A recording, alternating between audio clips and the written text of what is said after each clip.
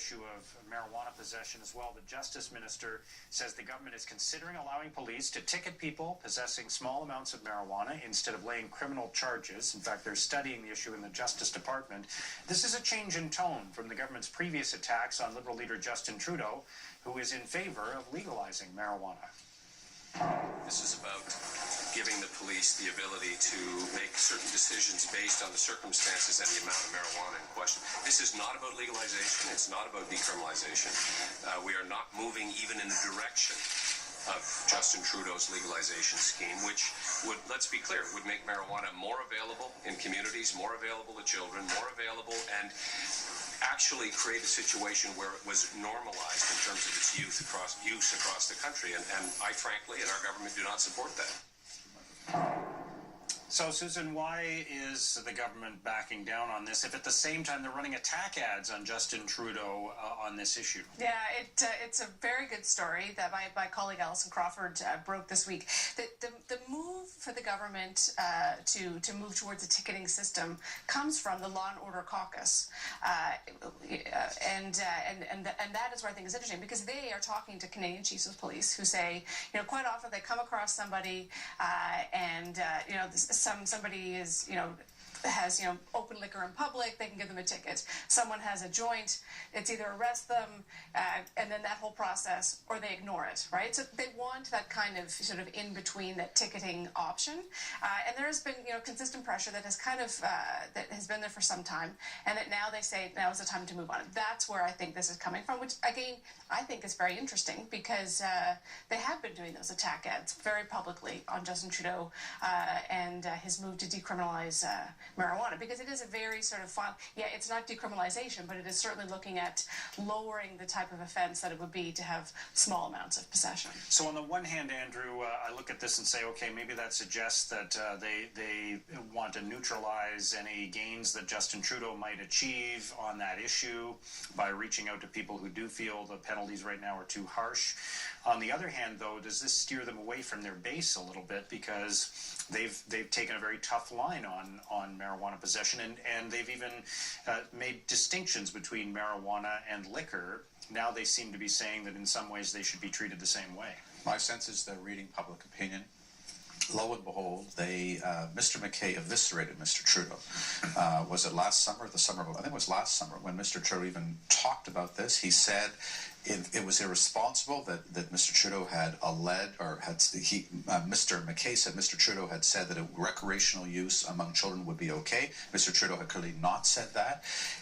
Now they pop up 6 months later with saying this does not mean decriminalization, it does not mean legalization, but they're reopening the file. What does that say? My sense is that the attack ads have not worked on Justin Trudeau. Certainly the poll numbers would suggest they haven't worked. They realize that public opinion is moving a certain way, and they want to stay, if not in lockstep with it, they want to rush to catch up. And if indeed it may mean moving away from their base, they're willing to take that risk, because otherwise I cannot see why they would reopen this file after they ridicule Mr. Trudeau for his comments. So why would they be doing it unless they thought there wasn't something to be gained from it? All right, let's take a call from Alison in Burlington, Ontario. Hello, Alison. Good morning, Mark. Good morning, Andrew. Good morning, Susan. Andrew, you make some excellent points. I actually want to say something. I'm a retired law enforcement officer and a speaker for LEAP, Law Enforcement Against Prohibition. I have been fighting for 26 years across Canada and around the world to legalize and regulate all drugs, just like alcohol and tobacco. Get them all off the street, all out of the hands of criminals, and all away from our children once and for all.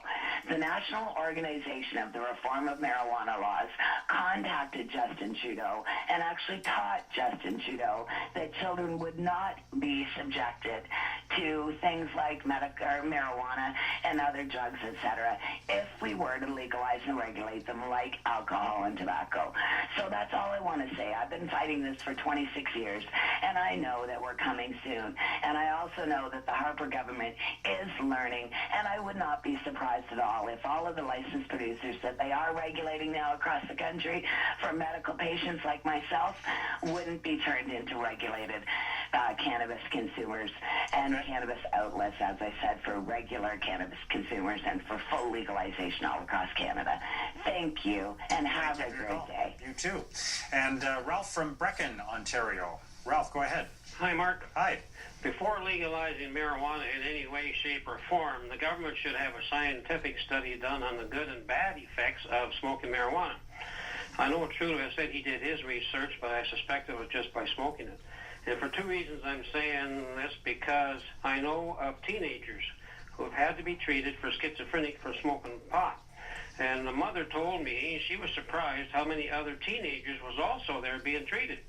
And two, a scientific study in Britain concluded that marijuana smoke can permanently alter a child's brain up to age 11.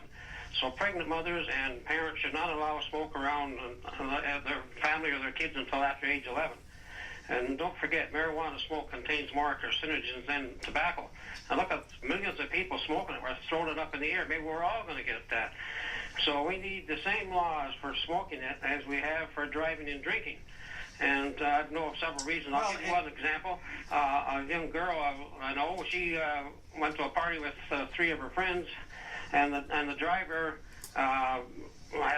smoked a joint there. On the way home, the driver scared the heck out of the other three girls because she stopped at the green lights and went through the red lights, and the three of them couldn't convince her. But I want to. You're suggesting we do some scientific analysis here, but so I don't want to get too far down the path of anecdotal evidence. But thank you for your call, Ralph. And I think one of the points that he raises is perhaps marijuana might be harmful, but I think you could argue that cigarettes are harmful, and yet there's still a legal product in Canada, harmful.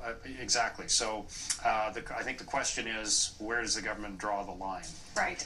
It's and the whole issue around sort of driving under the influence as well. I think there are laws in place on that. Certainly there are ads that I hear all the time in Ontario now urging people not to do that. Okay, we'll have to stop there. Thank you both for being part of the show this week. Thank you. Pleasure.